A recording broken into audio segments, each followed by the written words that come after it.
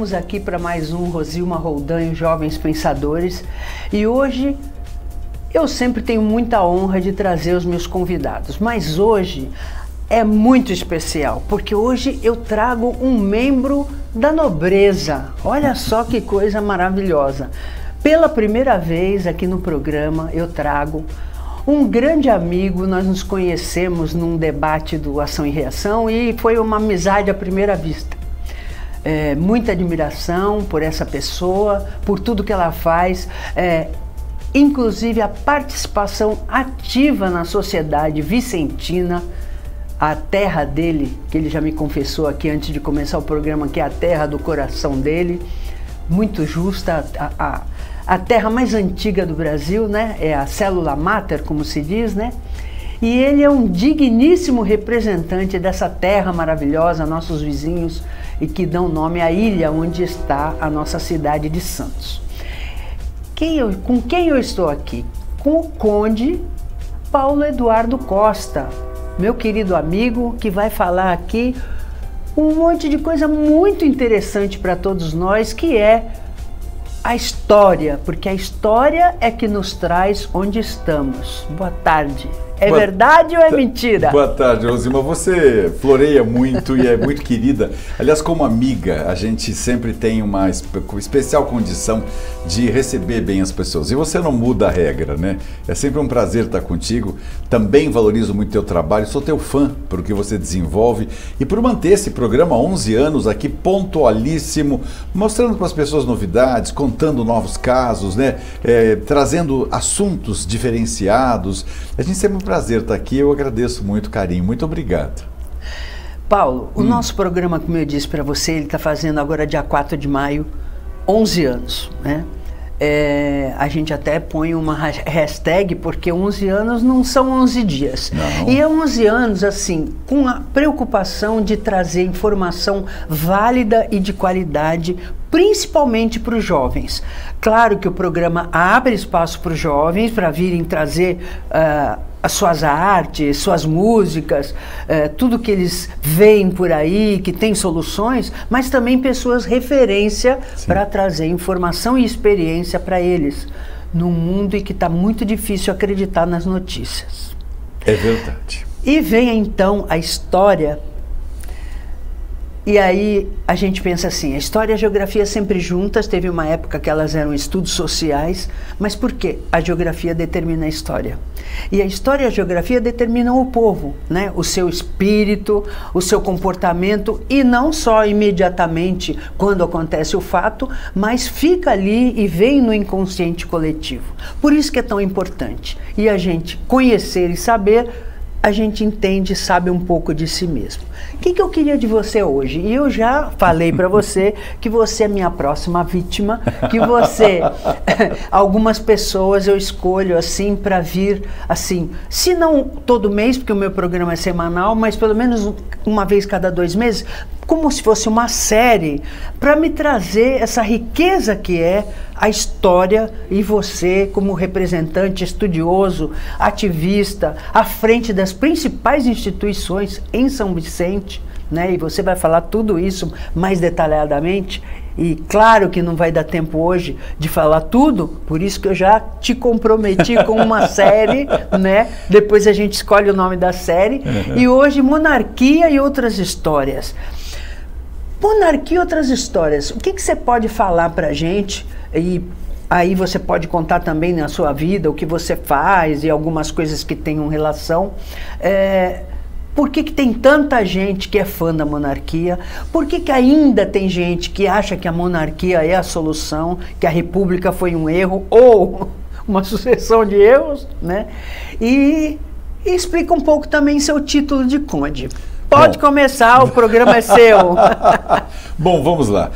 A monarquia é um regime de governo, naturalmente, as pessoas sabem disso. Um regime de governo notadamente voltado para a tradição familiar, né?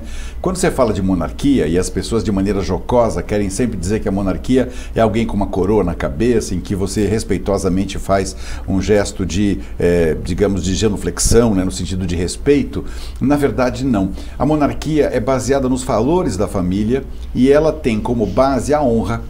Então, por exemplo, dá um exemplo básico. Não existe um país monárquico onde haja favela, por exemplo. Você fala, Paulo, mas tem certeza? Tenho. Posso te anunciar aqui, tem 80, 90 países onde a monarquia ainda é vigente e não existe miséria. Mas o Marrocos, por exemplo, o rei do Marrocos, não tem favela? Não tem favela, porque tem honra, porque na verdade tudo é baseado nos valores da família. Então na monarquia, por exemplo, não existe corrupção, e se ela existe, ela é punida com rigor da ética e da moral. Por exemplo, recentemente um político japonês foi pego corrupto, ou ele se mata ou ele é banido da sociedade, porque a gente entende que ele é um mau exemplo. Na República acontece ao contrário. Na República, quando você é pego com um mau exemplo, você é aposentado e continua ganhando o mesmo salário. Ou seja, você parece que apanigua, né? Passa lá a mãozinha na cabeça da pessoa que verdadeiramente foi o corrupto e acha que aquilo é natural, quando na verdade não deve ser. Qual é a diferença entre a monarquia e a república mais objetiva? Um presidente da república é eleito entre os seus, mas não precisa ter conhecimento nem cultura. Muitos de vocês que estão nos assistindo sabem que tem muito presidente da república aí que fala muita bobagem. E fala bobagem por desconhecer.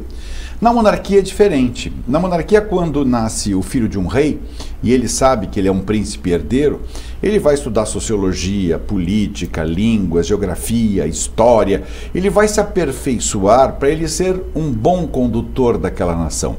Hoje, a maioria das monarquias, ou pelo menos 90% delas, são monarquias parlamentaristas, ou seja, o rei figura como chefe de Estado.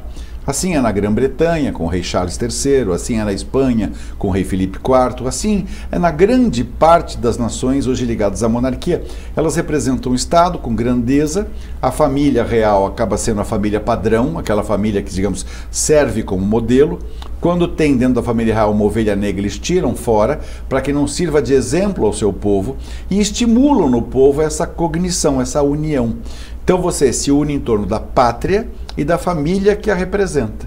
Por isso que na Espanha tem os Bourbon, que na Inglaterra tem os Windsor, e temos na Holanda, por exemplo, a Guilhermina, né, agora o William Alexander, e a Rainha Máxima, que é argentina, por acaso.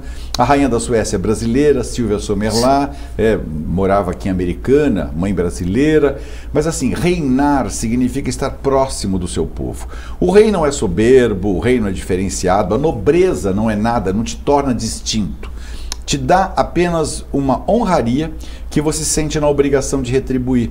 Então, por exemplo, quando você recebe, eu sou comendador 5 vezes, então seria um comendador ao quíntuplo. Isso para mim é uma honraria. O título de conde, por exemplo, é concedido com base numa tradição monárquica, ele passa de pai para filho por sucessão ou hereditariedade.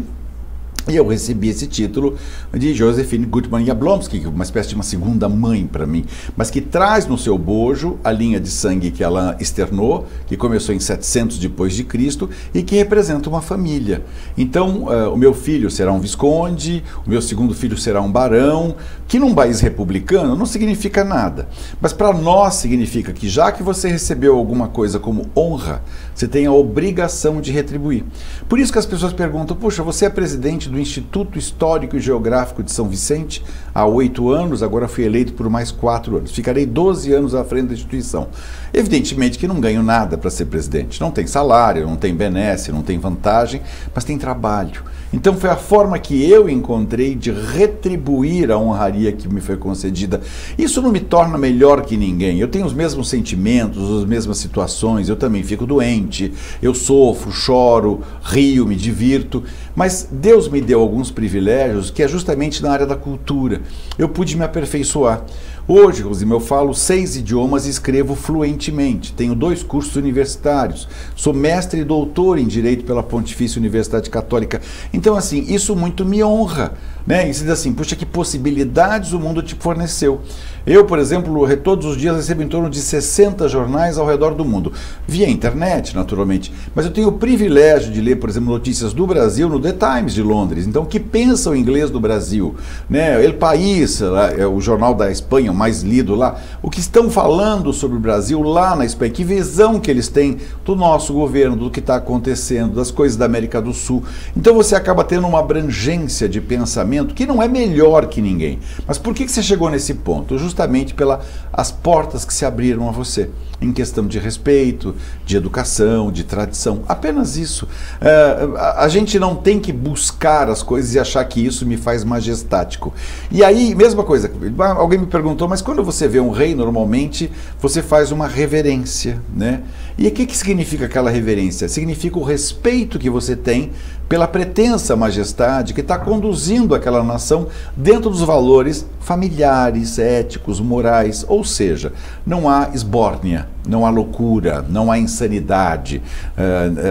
A monarquia é voltada para o seu próprio povo. Então, para quem nunca esteve num país monárquico, a visão é a caricatura, é aquela coisa do bobo da corte, Quem já foi a um país monárquico entende como é que funciona o complexo sistema que mantém a sociedade harmônica com base nos valores da família.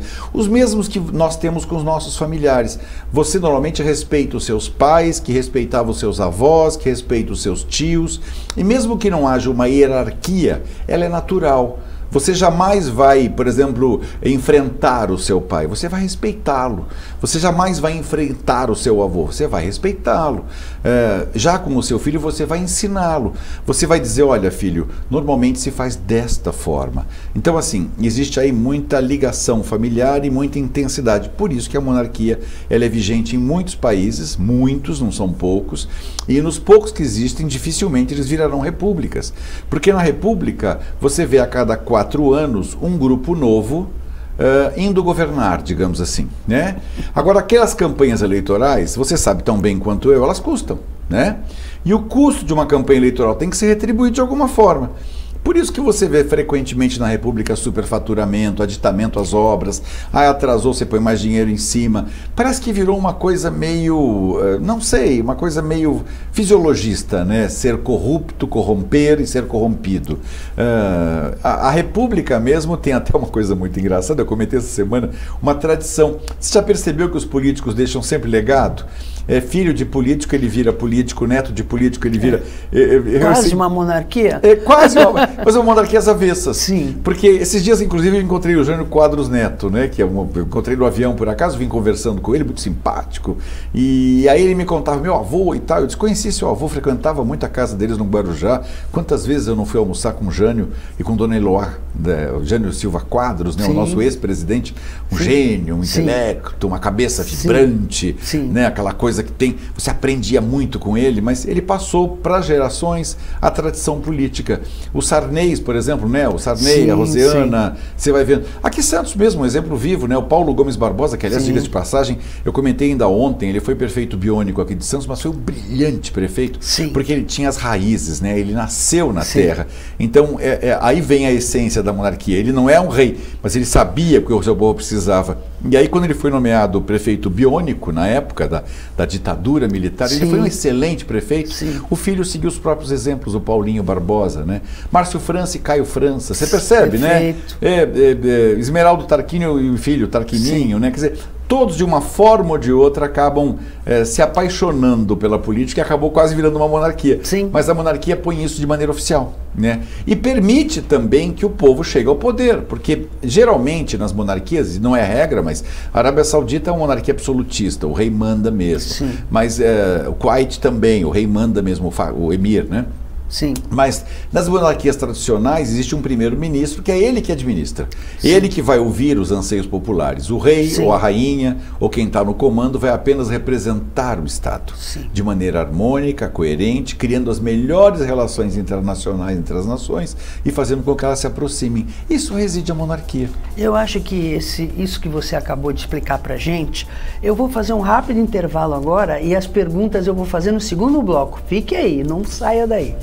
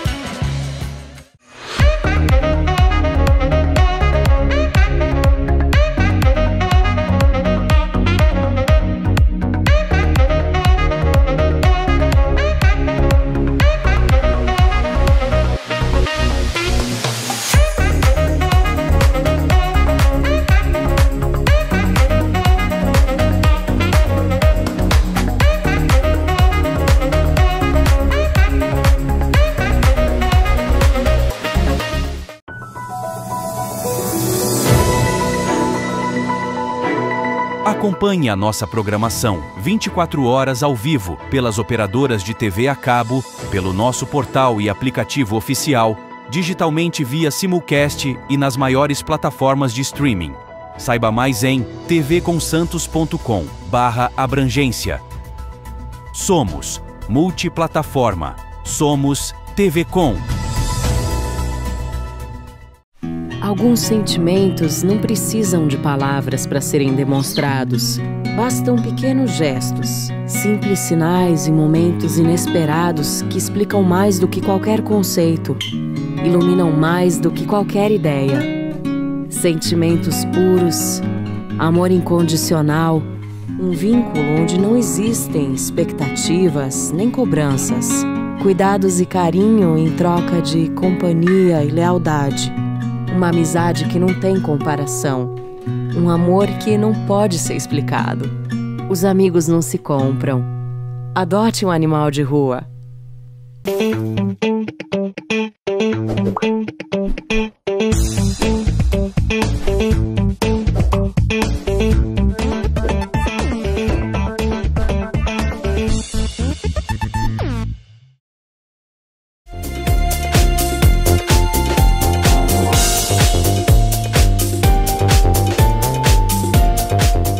Infelizmente, nesse segundo bloco, nós só temos 9 minutos.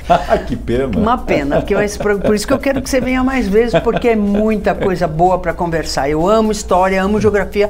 Acho que, não sei como é hoje, né? Eu estava conversando no intervalo com você, mas eu acho que as professoras deviam, os professores, de modo geral, explicar na primeira aula por que a criança está estudando aquilo.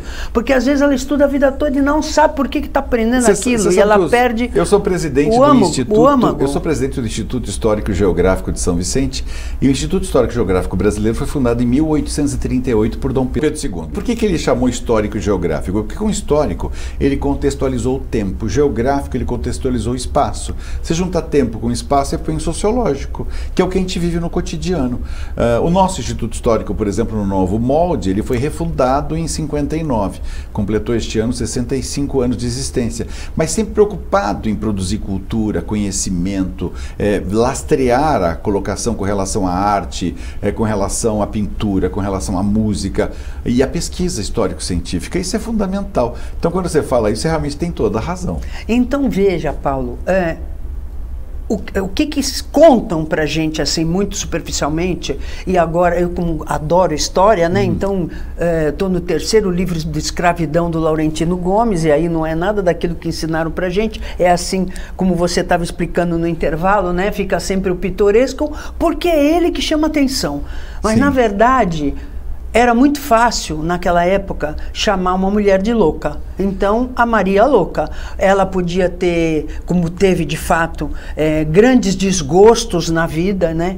E era uma mulher muito à frente do seu tempo, uma mulher muito brilhante, e aquilo assustava. Aliás, pouco tempo antes, as bruxas, as mulheres todas eram taxadas de bruxa, queimava, pronto, resolvida a ameaça. A luz, a claridade, o conhecimento é exatamente que produzia essa reação. Porque Maria não era louca, muito pelo contrário. Ela estava muito acima do seu tempo, ela era moderna, ela era evoluída, só que não entendida. Você mesmo disse, na época da Inquisição, as pessoas que sobressaíam, você curou alguém, você é bruxa porque você curou, queima. Era o medo, né? Sim. O medo da própria igreja, que na época mantinha aquela hegemonia. E até, ouso dizer, temia a concorrência, né? De uma forma ou de outra, nem seria a concorrência, mas seria o medo do desconhecido. Sim. A igreja sempre temeu que era desconhecido, porque afinal tudo na igreja é baseado na fé. A gente não pode esquecer da fé, até eu, porque tenho muita fé em Deus, e toda nobreza e monarquia é ligada à fé, né? Você mas de uma forma ou de outra... Você tocou num ponto interessante, Paulo, que é o seguinte: muita gente diz que fé não se discute. Claro, debate, claro que não, porque cada um tem a sua, e eu acho que as experiências místicas são muito individuais. Mas eu entendo que quanto mais conhecimento verdadeiro você tem em relação a certas personagens, e Jesus Cristo é uma delas, por exemplo, Dom Pedro II, outra, eu acho que reforça a tua fé. Eu não acho acaba com a fé. Engraçado, eu também concordo. Porque se a fé, qualquer coisa que você fale, ela se desmancha, que fé é essa? Eu concordo com você. Muita gente diz que, política e religião não se discute. E discute sim. Porque se você não discute a política, você é enganado pelo político. Se você não discute a fé, você vai cair no conto do vigário, literalmente. Essa semana passada, por alguma razão, eu acordei... Conto do vigário, literalmente, eu acordei às 4 horas da manhã, eu acordei, liguei a TV para assistir a TV aberta e estava passando um pastor vendendo água ungida do Rio Jordão a R$270 no cartão de crédito, que me deixou em choque. Eu falei, não é possível que alguém esteja fazendo uma coisa dessa. Aí eu mudei de canal, tinha um outro pastor vendendo Bíblia Sagrada Benta no Monte Sinai, também no cartão de crédito. Eu disse, não é possível que isso esteja acontecendo. Aí ligo num terceiro, que estava lá com a perninha arrastando, inclusive, vendendo cura. Eu falei, mas por que ele não vendeu para ele próprio? Então você percebe que as pessoas acabam sendo enganadas pela fé e pelo desconhecido, de forma que elas acabam sendo submetidas a algumas coisas que elas se percebem muito tarde. Na política a mesma coisa. Não tem que haver radicalismo na política brasileira, tem que haver entendimento. Existem coisas boas de um lado e do outro lado, né? O mundo não se divide entre direita e esquerda. O mundo se divide em entendimento. E enquanto não houver uma união entre ambas as partes, a gente não vai progredir para lugar nenhum. O Brasil é um país grandioso, que se manteve grandioso historicamente por conta da ação dos Bragança, porque você sabe na história que a América Espanhola, quando foi destruída, ela se transformou em um monte de pequenos países. Aqui na América do Sul nós temos Uruguai, sim, Argentina, Chile, Peru, Bolívia, Equador, e aí vai, né? E o Brasil não. O Brasil manteve-se uno, ainda acrescentou o território, Acre, Rondônia, Roraima, sim, né? A única parte que nós perdemos efetivamente, até através de uma batalha, foi a província Cisplatina, que transformou-se em Uruguai, mas que tinha uma outra cultura, porque a vocação deles era hispânica, seria dentro do Brasil alguém que falava espanhol, não era muito coerente, e o Brasil se manteve unido, e essa gratidão a gente tem que ter à monarquia, porque foram os Bragança que preservaram essa união, Pedro I, Pedro II, Isabel, quando estavam aqui no comando. Aliás, na monarquia brasileira, o Brasil era a 4ª economia do mundo, foi o 2º país do mundo a ter telefone. Evidentemente que existiam naquela época, Rosilma, muito analfabetismo, havia muita dificuldade, mas os primeiros cursos universitários, pelo menos para trazer, foram na monarquia.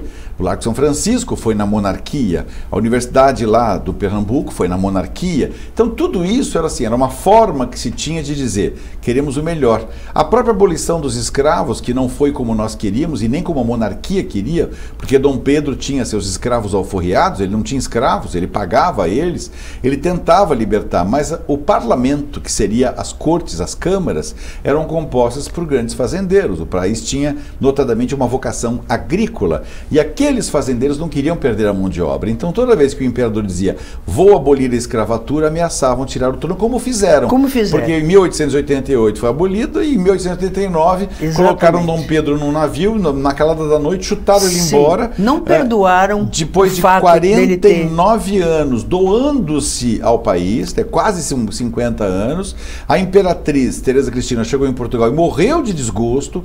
Ele ainda durou mais 2 anos morando num hotel humilde lá em Paris, e quando faleceu o governo francês deu a ele honras de chefe de Estado. Depois de muitos anos ele foi transladado, Pedro II para Petrópolis, e Pedro I e as 2 imperatrizes estão aqui em São Paulo no monumento de Ipiranga. A família Orleans e Bragança é uma família muito respeitada ao redor do mundo. Eles estão aqui no Brasil. Hoje os herdeiros do trono moram em São Paulo e em Higienópolis, mas existe um ramo que ficou em Vassouras e outro em Petrópolis. Mas os herdeiros legais existem aqui sim. Claro que se restaurar a monarquia no Brasil, talvez nem fossem os mesmos herdeiros, sim, mas nós teríamos a capacidade de escolher alguém que seria preparado para ser o nosso regente e consequentemente preparado para gerir um governo, para ter o conhecimento técnico. Eu conversei recentemente com Dom Bertrand e você, pasme, falei 4 horas com ele ininterruptas sobre agricultura, e ele entende tudo. Por quê? Porque está preparado. Você, por exemplo, é advogada, tua formação é jurídica, mas para advogar você teve que fazer um curso. Claro. Para ser presidente da República você pode ser analfabeto ou semi-alfabetizado, vamos traduzir em miúdos, né? Não precisa ter um conhecimento. Isso beneficia a nação? Claro que não. Para qualquer cargo eletivo. E veja bem, Paulo, só para terminar, temos mais um minutinho. Ai, que pena. Até pouco tempo atrás, o Conselho Tutelar não exigia nada. E agora já há algum tempo, o próprio Conselho Tutelar, ora, você vai tratar com criança, faz uma prova sobre o Estatuto da Criança e do Seria Adolescente. Para ser político deveria ter isso, para Exato, ser vereador, para claro, ser prefeito, tem que ter o mínimo de conhecimento. Exato, É uma porque pena. você é, como você bem falou, bem explanou. É uma pena só que tem que terminar o programa. Tem, ó, Isso 34 minutos para se despedir. Profundamente triste, porque tinha tanto para... Tinha uns Tem, causos mas tão você divertidos. entendeu porque eu já te convoquei? Esse menino é um mar de sabedoria, em primeiro lugar, porque às vezes tem conhecimento, mas não tem sabedoria, né? Porque às vezes você tem conhecimento acadêmico, decora aquilo tudo, só tira 10, mas aí na hora de botar em prática, olha, eu tô vendo aqui que a produção deu mais 1 minuto pra gente, é isso? Nossa, mas olha como eles são bonzinhos. Gisele, Reale, Marcelo, um beijo grande para vocês, nós temos mais 1 minuto.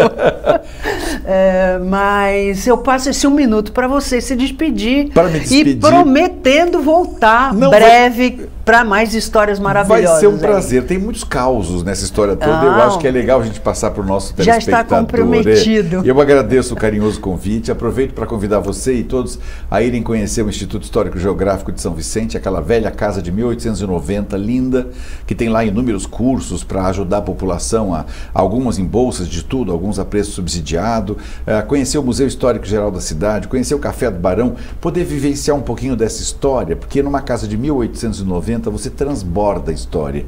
E é muito gostoso. E poder me encontrar lá para a gente poder conversar um pouquinho, bater papo. Sem a produção ficar em cima da gente. Só mais 14 segundos. Lá em São Vicente tem também a Academia Vicentina de Letras. E a Academia Vicentina, que é maravilhosa, que reúne os escritores. Aliás, em 2 anos nós lançamos 176 livros no nosso espaço. A gente abre espaço para as pessoas para mostrar sua arte, mostrar seu talento, mostrar sua música, mostrar o que se chama cultura. É um prazer. Frei Gaspar 280, no centrinho de São Vicente. E Instituto Histórico e Geográfico. Geográfico de São Vicente, ou Casa do Barão, que a gente chama, né? Exatamente, sim. Na Frei Gaspar 280, que é pertinho do shopping, pertinho da prefeitura. Quem vai nos visitar vai no shopping a pé, são 50 metros, é do lado do shopping praticamente. Obrigada, Paulo. Uma honra estar aqui com você. Foi maravilhoso estar com você. Obrigado pelo carinho. Você é uma pessoa maravilhosa, já conheci, a gente já fez um Programação em Reação juntos e eu sempre fiquei com vontade de trazê-lo e agora você vai ver no mínimo cada 2 meses. O programa é semanal, então não dá para prometer ser todo mês, mas para vir brindar nossos espectadores, nossos jovens, nossas senhoras e senhores, que tem muita gente que assiste esse programa de todas as idades, inclusive temos fãs, admiradores em outros estados que mandam comentários pra gente, que a gente põe no YouTube, então, até em outros países, então tá convidado, comprometido, e espero que você tenha gostado do programa de hoje, esperando estar novamente com vocês sábado que vem, às 15 horas, com reprise segunda-feira às 17h30. Lembrando que sempre pomos tudo no YouTube, no canal Jovens Pensadores, para você assistir e rever quando quiser. Até o próximo programa, se Deus quiser.